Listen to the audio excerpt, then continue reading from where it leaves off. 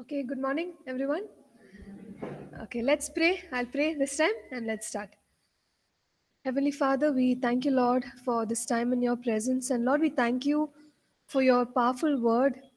We know that your word is at work, Lord, in our lives. And Father, even as we sit in your presence and as we meditate on your word, we pray, God, that each one of us will experience your glory in our lives, Father God. Yes, Lord, give us understanding, give us wisdom, and give us the grace to apply everything that we are learning, Father. And Lord, we speak and declare your blessings upon every single student and also our faculty, O God. We commit this time into your hands. In Jesus' name we pray. Amen. Okay, so let's recap a little bit what we have done and then we will continue. So we said that the first key to supernatural ministry is understanding the realm of the spirit, to know that we are beings that are connected both to the natural as well as the supernatural realm. And just because something is happening in the natural realm, we don't have to accept that as the final reality. Okay, so we know that the promises of God and the word of God gives us, or it is a perspective into what God can do in any given situation. So if we believe in God's word and we believe in who he is, then we can pull, or we can see the release of the power of God in the natural realm. Okay, everyone's with me? Yeah.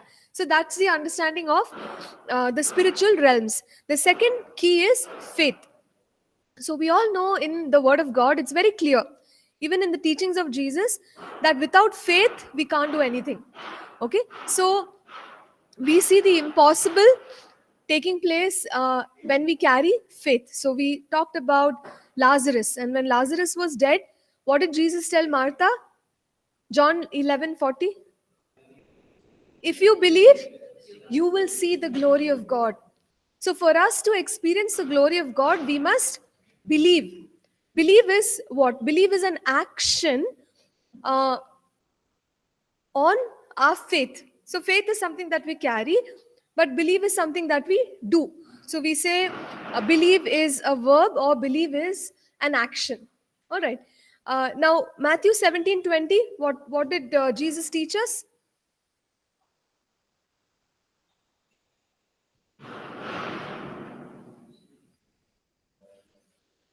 We've already learned all this long back. That's why I'm asking you.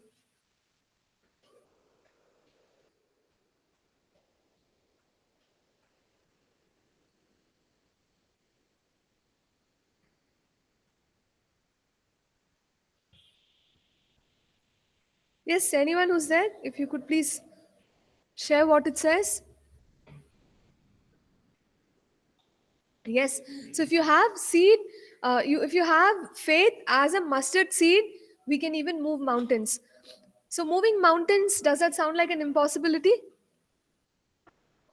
It is. In the natural, it is impossible to move a mountain, but when we carry faith, it is very much possible to move mountains. So God is teaching us that for us to walk in the supernatural, we must have faith. So without faith as a foundation, don't expect anything. Okay, so everything starts with faith. Just think about this, right? Like when we pray for people, if we don't believe that we are going to see the answer to our prayer, will that prayer work? No. And when we do pray and the miracle happens, the supernatural has taken place because we believed, right? Yes or no?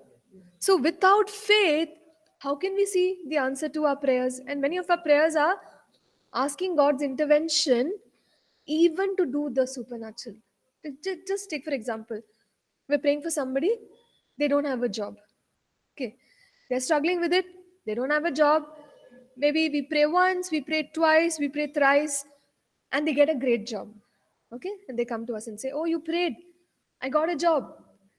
So something has shifted in the natural. The way we said, key one, we understand what is in the natural is not the final word. So we believe that there is a spiritual realm, and by faith we draw from the spiritual realm. So when we prayed in faith, something happened. Okay, so For that person, it would be a supernatural occurrence, like God has done it in my life. But it could not happen without faith. Of course, each time we believe, we said, God, you're going to do it for this person, we are praying. We are praying with faith. Same way, somebody is not well, we are praying for them. In our hearts, we must believe. God has promised in His word, He's a healer. Surely He will release healing. So we are operating in faith. And that's the key for us to see God at work. If we are operating like we are doing whatever we need to do, but minus faith, it's not going to amount to anything. Jesus taught so much about, in the teachings of Jesus, we learned so much about faith. Yeah? Okay. So, the operation of faith is through our will and our desire. So, we know in the Bible, like Jesus, even to the Canaanite woman, he says, let it be done to you as you desire. So, once will and desire is involved in the operation of faith. So when Jesus healed the leper, he speaks to the leper. Um, like the leper first asked Jesus, if it be your will, heal me. And Jesus says, yes, it is my will. So it is in God's will to release the blessings that He has for us. We don't have to doubt about that at all. But the important thing is, in our will, we should want it. Again, going back to the Canaanite woman, she desired, she wanted, she went after Jesus. And that's how she got her miracle. So, this simply means, along with our faith, we must employ our will. What do I want? What do I desire? What am I pursuing? It really matters. We can't say that I have faith, but actually I don't have any desire. Right? Imagine if the Canaanite woman, when Jesus said, the bread is not, this is the children's bread, it's not given to the dogs. She could have just said, okay, fine. So, if she had done that, she was displaying that her desire is weak. She was okay to not get the miracle. But that's not what she did, right? In Matthew 15, we see that she didn't give up. Her pursuit was very, very strong. She told Jesus, no, no. Even the dogs eat the crumbs. So it's displaying her desire, strong will. I need this. So, along with faith, having that sense of strong desire is very important. Okay, we've learned in many other like I think one maybe House of God, in church growth principle, we talk about strong desire. If you want to see God work in your ministry, you need a strong desire. Lord, I can't be where I am. You need to do something greater, anointing, greater grace. Lord, more, more people to be blessed. There's nothing wrong with desiring that, because that's biblical. God wants us to reach. The great commission is go into all the world. So there's nothing wrong with us thinking big, desiring more. Okay, but the point is, faith is coupled with strong desire and will. So we must want it. We must, be determined to get it. And that's how faith will operate. So why are we talking about this? See, there will be many instances where, because of circumstances, we can give up easily, right? But when we have a strong desire, like same example, church growth, maybe church is not growing, as we desired, but within our hearts that fire is burning. No, no, it will happen. I'm trusting God. God will do it. So you pray, you believe, you desire, you will, and you keep moving forward. Surely, at the right time, it will manifest, isn't it? So this is how we must uh, operate in our faith. So you can apply this for any other situation. Again, healing, strong desire. Somebody is sick or we are sick, we must have a strong will that I must experience healing, or the person that I'm praying for must experience healing. So if when we go with that kind of attitude, uh, God can do. I'm not talking about being stubborn and arrogant. No, no. Okay, but we're talking about carrying faith. It's a persistent faith in God. A strong will and strong desire are connected to it. So In this way, when we minister to people, we will see that circumstances are changing. Yeah? Are you all with me? Yeah? This is how we see the manifestation of the supernatural. And whatever ministry we do, that ministry must be done in faith. So God wants us to always operate in faith. Let's read Galatians 3 3. This is Paul talking to the Galatians and emphasizing the importance of faith.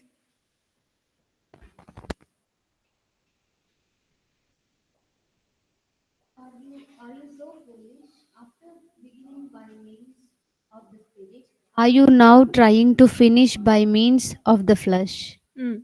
So we know that the Galatians were led by a wrong teaching, and they were drawn to keeping the law.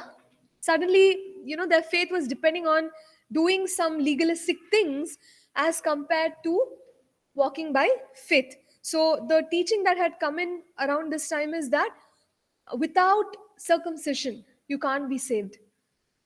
Where is that in the teachings of Jesus and the apostles? It's not there. So they were listening to a false teaching, which meant, which was encouraging them to do things without faith. So that's why Paul is writing to them. He's saying, hey, what happened to you? You started with the spirit, and now you feel that you'll be made perfect by the flesh. So the works of God are not done because of the flesh or because of us keeping the law. That's not how the works take place. They take place by faith. Okay, even salvation. We all know salvation is an act of faith. Jesus has done it all for us, but Romans 10 9 and 10, believe in your heart the Lord Jesus and confess with your mouth, and that is how you are saved. So it is there, but we are going to appropriate it by faith. Okay, so the miracles of God, the supernatural works of God, they will all be appropriated by faith. It's not by us doing different things and trying to gain God's favor. That's not how the kingdom works.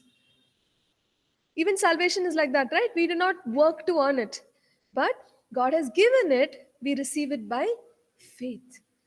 Okay, so it's so very important to emphasize faith in comparison to follow some steps, 10 steps, 8 steps, 5 steps. It's if it is in the word of God, then yes, we encourage people to follow certain things. However, ultimate basis is faith. So we operate by faith. It is one thing for us to operate in the operate in faith, but we must also encourage faith on behalf of others. So can someone read First Corinthians 2 and verse 5?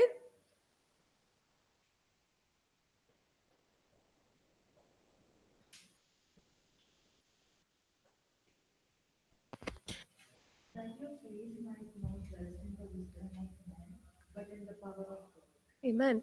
So these are the words of Paul to the Corinthian church, and he wanted people to depend on God. There were many ministers in the Corinthian church, but ultimately he says, your faith should not depend on men, but what should it depend on? The power of God. Okay. So he's even teaching the people to stand on the foundation of God. Okay.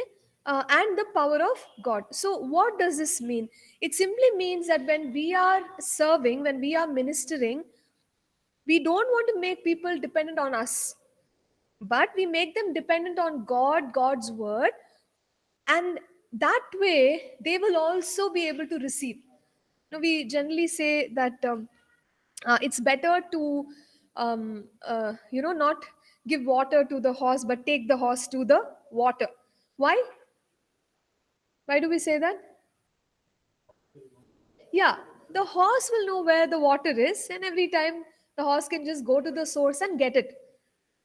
The same way, when we are serving God, we must empower people. And how can we empower people? What is the best way? Yeah, teach them the word. See, ultimately, their life will depend on the word of God. So, as we generally say, right, like in APC, you might have heard us say that, like our sermons, all our content, it has a lot of God's word, because some wonderful explanation, some just history or story, or as we say, even jokes. Okay, yes, it's part of our communication, but that's not the key. Sometimes you we might find that people do that. They just say something where it's very hard to find even one scripture reference or two scripture references, or the content coming from scriptures. But the problem with that is, people's faith, where will it rest? You need an anchor, and that anchor is always the word of God. So when we are working with people, we must teach the word. Okay, establish people in the word.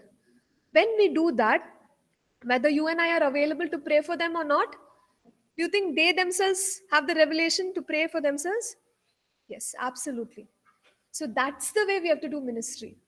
We don't want to make people dependent on us, but they must be dependent on the power of God, and they should know how to access the power of God. And that's why we teach them, hey, Jesus said, faith comes by hearing, hearing by the word of God.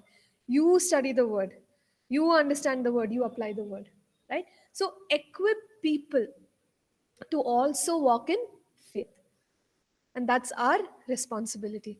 And this is not so easy. Sometimes we are teaching for so many times, and yet people don't understand, right? Sometimes I've heard pastors say that I preach the same message, I change the title so that people listen to it second time, third time, they don't even know it's the same sermon but just the title is different. Why? Because the word has to seep in to the heart. It has to stay in the heart, and then it'll bear fruit. So it's okay. It's okay to repeat certain truths. Yeah, because people have to get it. It's not necessarily about only coming up with new things. Sometimes we feel the pressure to do that, to impress people, but that's not going to save the people. They must be anchored in the word of God. So it's okay to repeat a few things again and again, so that it's strong, clear in the hearts of people.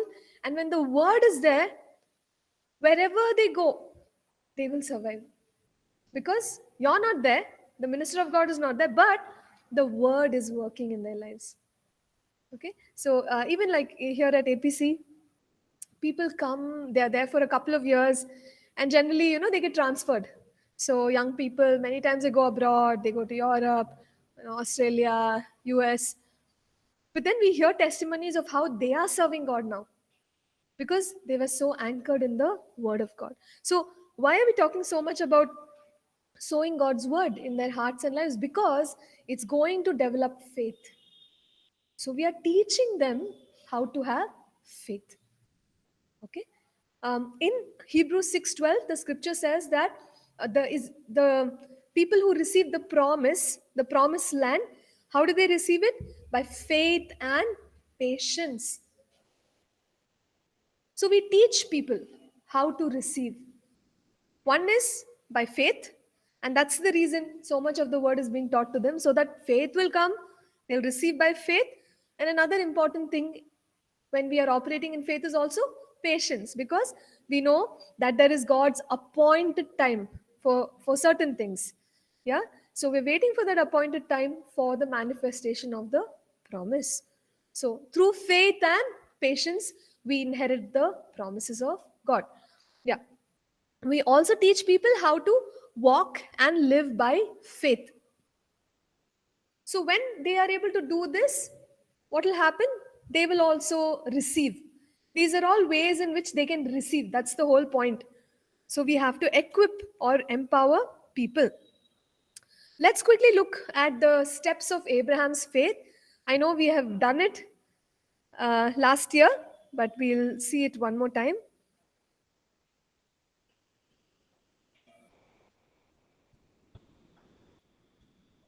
Yeah. So from Romans chapter 4, verse 17, we know that firstly, Abraham believed. He believed God. So that's the first step. Whatever the word of God says, we believe it. Yeah. And the second thing is hope. He carried hope in his heart. So it's very important. When there is faith, there will be hope. So what is hope? Hope is a sense of expectation, a good expectation from God that God will do something good in my life. Have you ever had the experience where you felt that, okay, I'll keep serving God and I don't know if He'll do good to me or not? Sometimes we feel holier than God, where we say, okay, God, even if you don't do anything good in my life, I will serve you. God is like, excuse me, nobody is more good than me, right? So we say all these things because there's no expectation. We feel like, oh, God will make us work, work, work, and we're not going to get anything from Him. But that's not true. He's more good than we can even imagine, right? So what does hope mean? Hope is a sure sense of receiving from God. It's a positive expectation. See, God will do something. Okay, when we are saying we have faith, we should also have hope. If we don't have hope, we actually don't have strong faith. So in the case of Abraham, first he believed, second he carried hope. Against all hope, contrary to all hope, he got hope in his life, right? Because if you look at his situation, it was not a good situation. Like, he didn't have a descendant, he was already old, his wife is old. He had every reason to not believe God, and yet he had hope, a sure sense of expectation. God will do something good in my life. Yeah. So that's the second thing for us in the steps of Abraham. And then we see that he did not he did not consider the facts and become weak. Sometimes that happens to us, where we listen to people, we listen to circumstance, we listen to things around us, and then what happens? Our faith, which was strong, is now becoming very weak. If you could say faith is like a liquid full tank, it's leaking because we are listening to everything except God's word. So the third thing about Abraham is that he did not listen to the facts. He was giving his attention to the truth. In his case, the fact was his body. The scripture says, verse 19, his own body already dead, and deadness of Sarah's womb. Very strong words, deadness. That is the fact Abraham was facing. Yet, he did not pay attention to that. He's like, yeah, I know, that's true, but there is a greater truth. There is a God who can perform a miracle which is above my circumstance. So that's the next thing about Abraham. He did not pay attention to the facts so much, and in comparison to the facts, he paid attention to the truth. Next, we know that Abraham did not waver at God's promises. Okay, and one thing about him was that he was fully convinced. So let's take it one by one. What's the first thing? He believed. Yeah. What's the second thing? He had hope. Okay. What's the third thing? Yeah. He didn't look at the circumstances. What is the fourth one? Yeah. He did not waver. Okay. So in the fourth one more thing is he gave thanks to God. So this teaches us faith thanks God ahead of the manifestation. Let's say we are trusting God for a particular promise, an open door. It's not yet come, but we start to thank now. Lord, I thank you. You have opened the door for me. Lord, I thank you. You have fulfilled the promise for me. Lord, I thank you. I'm healed. By the stripes of Jesus, I'm healed. So we are speaking about the future in the present, and we are thanking God. Abraham would have done that. He would have said, without a son, he would have said, Lord, I thank you. You have given me descendants. I thank you. I'm the father of multitudes. So that is also something that Abraham did. So the fourth one, we said he did not waver, but he gave thanks to God. He gave glory to God. So faith does that. Ahead of time, faith gives glory to God. What is the fifth thing we notice? He was fully convinced. Fully convinced. His friends would have come and told, hey, Abraham, stop dreaming. Yeah, it's not going to happen, right? But in Abraham's heart, he's like, I know. You want to say this? You say, no problem. I know for a fact, and nothing can change it. So he came to that place of being fully convinced. Many times you and I say, I believe God will do. Are you fully convinced? Are you fully convinced? Faith is fully convinced, right?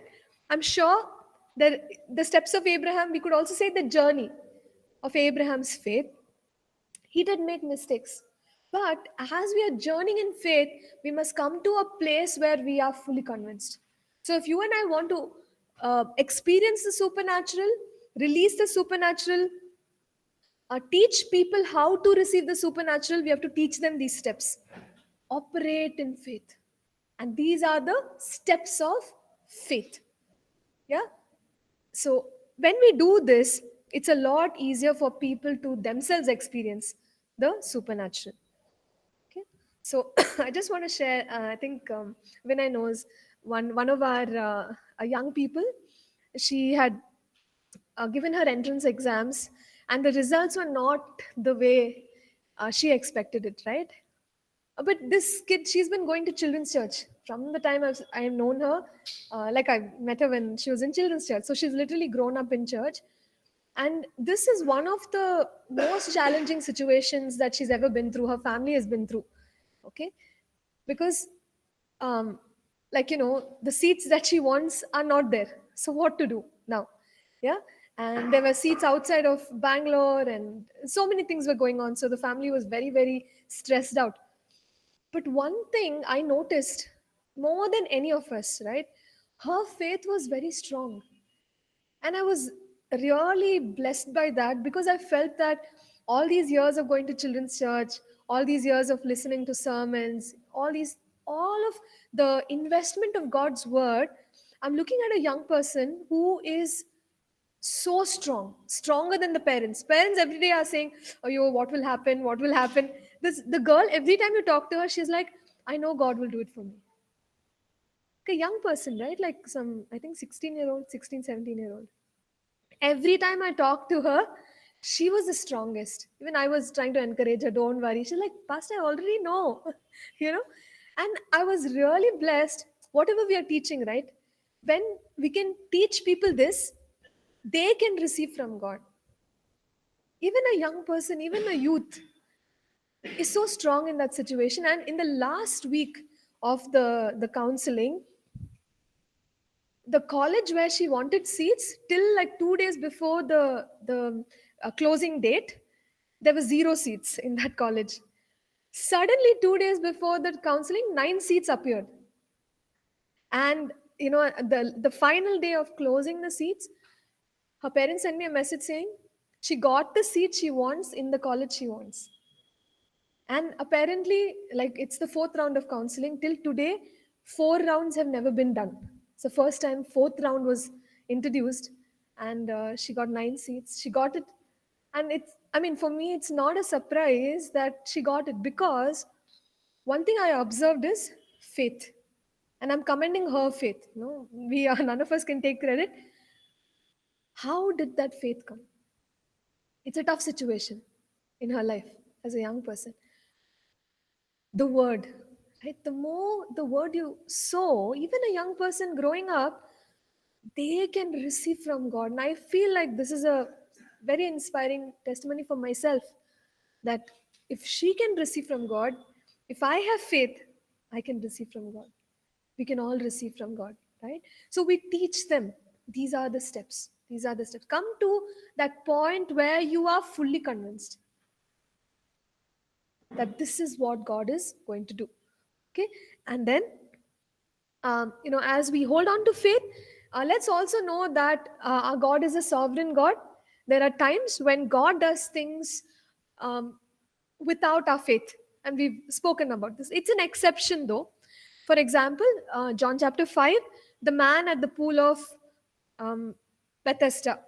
He was there, and when Jesus came to him, he did not fully know what Jesus could do for him. Right? Why? We don't know. Maybe he didn't hear much about Jesus or whatever, but he's explaining to Jesus and saying, An angel, whenever the angel comes, stirs the waters, whoever goes in first will be healed. So this shows us that the man did not have any faith. If he had faith, he would have immediately looked at Jesus and said, "Oh, you're Jesus, heal me." He never said that. It shows us that he did not have faith. But Jesus healed him. We know that Jesus healed that paralyzed man. 38 years he was lying. He was paralyzed. He was lying there waiting for his healing. So, without faith, how come Jesus has healed the person? Answer is sovereignty of God. There are times when God wants to do something, whether they have faith or no faith. Any other examples of sovereignty of God?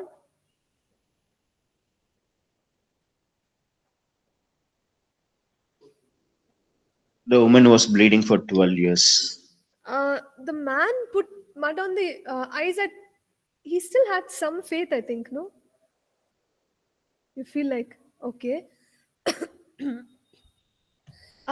So brother Sriraj, right? I didn't see the name.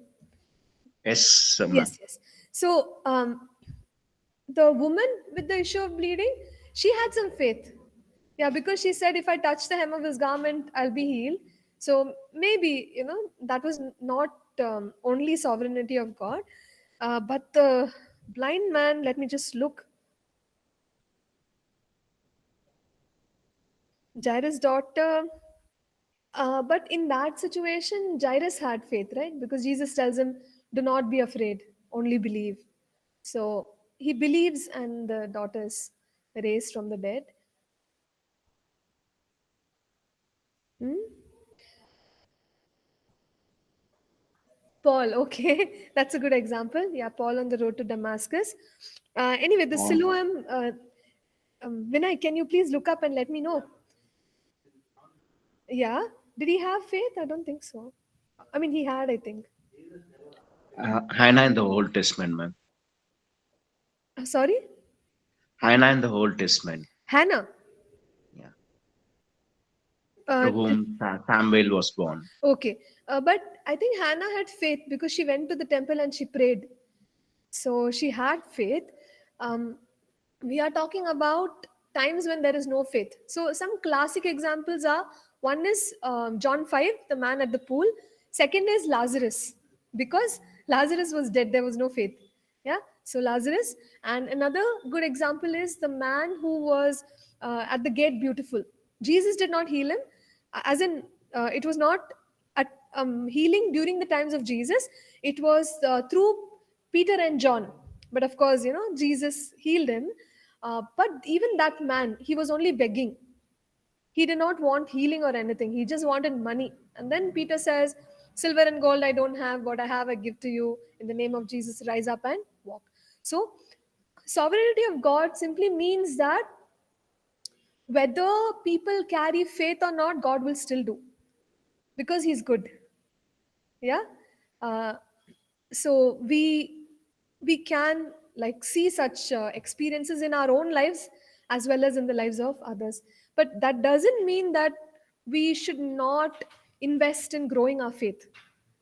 The normal way is faith. So you and I can't afford to uh, have less faith at any time. We cannot afford it. I mean, just think about it, right? Like, you find even in the ministry of Peter, there's a time when he goes to raise Dorcas. She's dead. A woman, a very good woman, a very generous, kind woman is dead. Okay. But the news comes to Peter when he's ministering in another place. Okay. So think about our ministry. Suddenly somebody comes to you and says, "Hey, come, someone, you have to pray for the raising from the dead." It'll not come with appointment. Oh, tomorrow, 3 o'clock. No.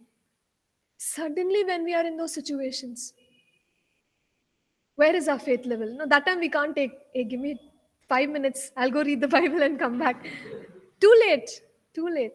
Every day, if we can keep our faith level high, and how can we do it? Daily study the Word of God, daily meditate on the Word of God, daily pray, daily worship. Then we are in that place where we are already carrying the glory, the power of God. Situation comes, there we are. We are able to minister.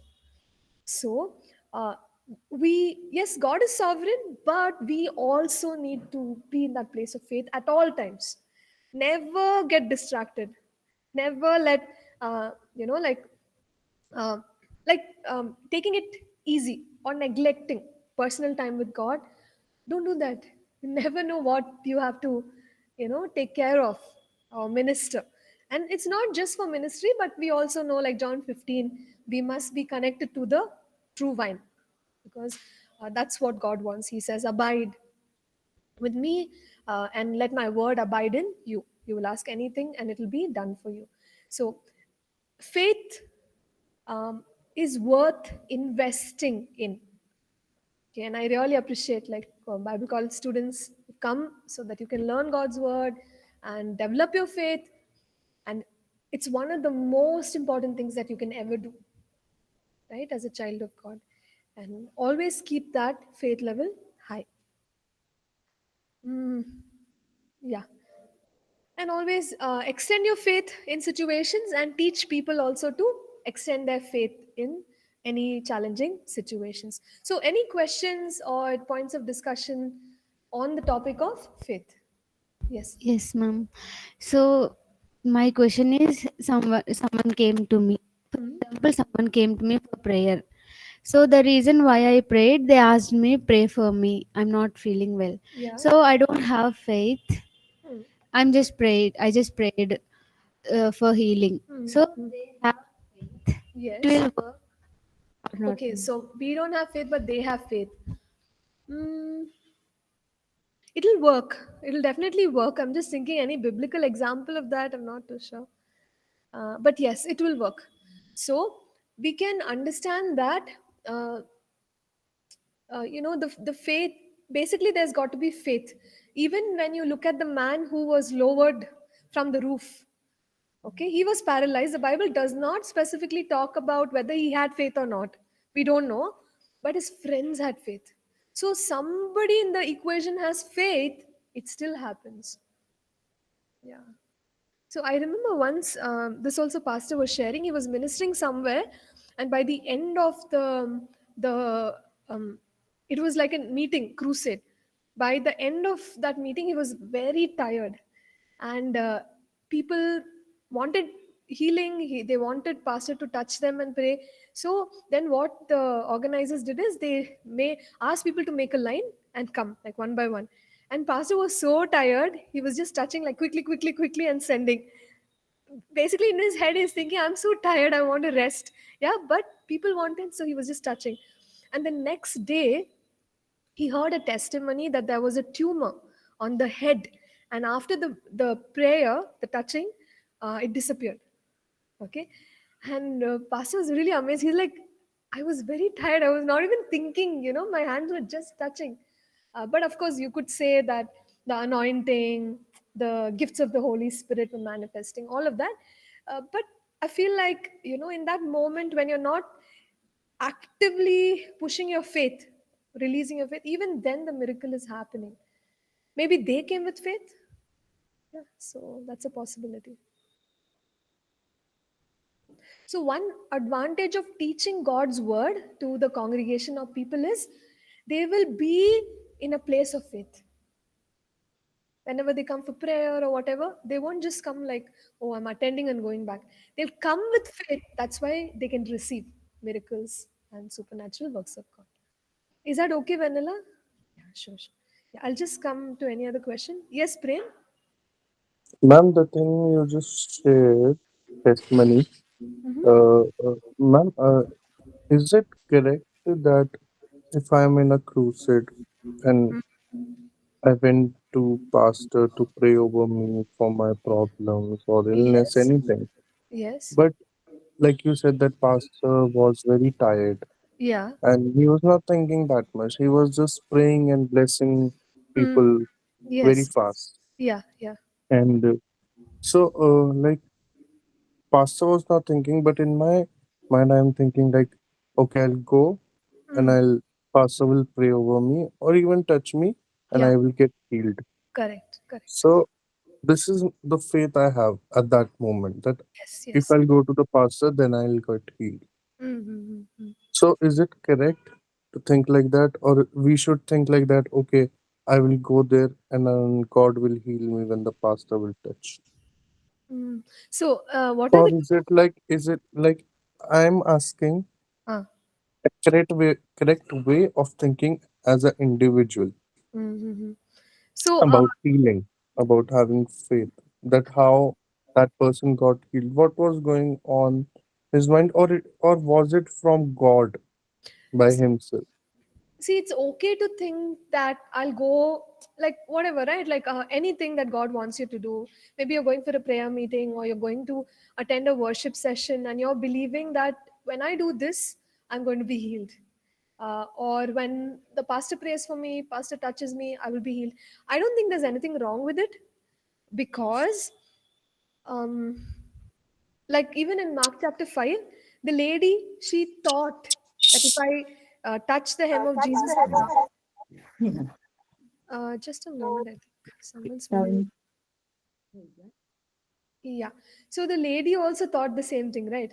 If I go do this, then I will be healed. So, Prem, I don't think there's any issue with that. Only thing, we should not depend on man, because I know in many places there's this concept that pastor has to pray, like, you have to touch me and pray. Like, people keep coming back for that kind of prayer.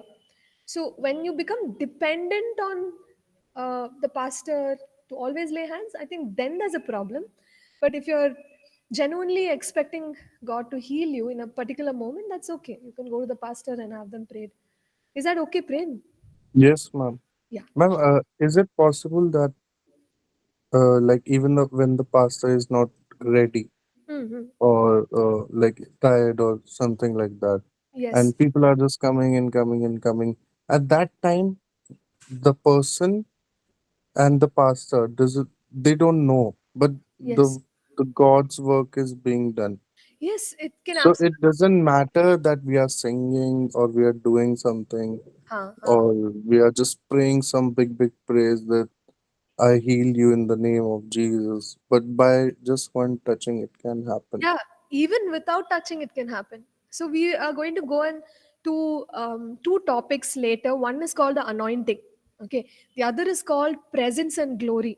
So even without the pastor or the minister of God touching, miracles can happen. The supernatural can manifest. Yeah, the presence of God can strongly manifest. So, so answer to your question is yes, Prem. uh, and ma'am, one more thing, that Mhm. maybe this thing can also happen, that healing also occurred because of the past prayers that was happening on that person from a very long time, and God chose this cruiser to be Mm. a healing point in his life, so that he can set an example for the pastor and for the crowd over there also, Yeah, as a testimony. It can happen, right, it from can God's side. absolutely happen. And a great example for that is all the revivals, because of intercession, right? In that has been invested, the miracles are taking place.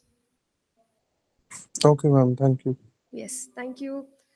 So the underlying point of what we were talking about today is build your faith.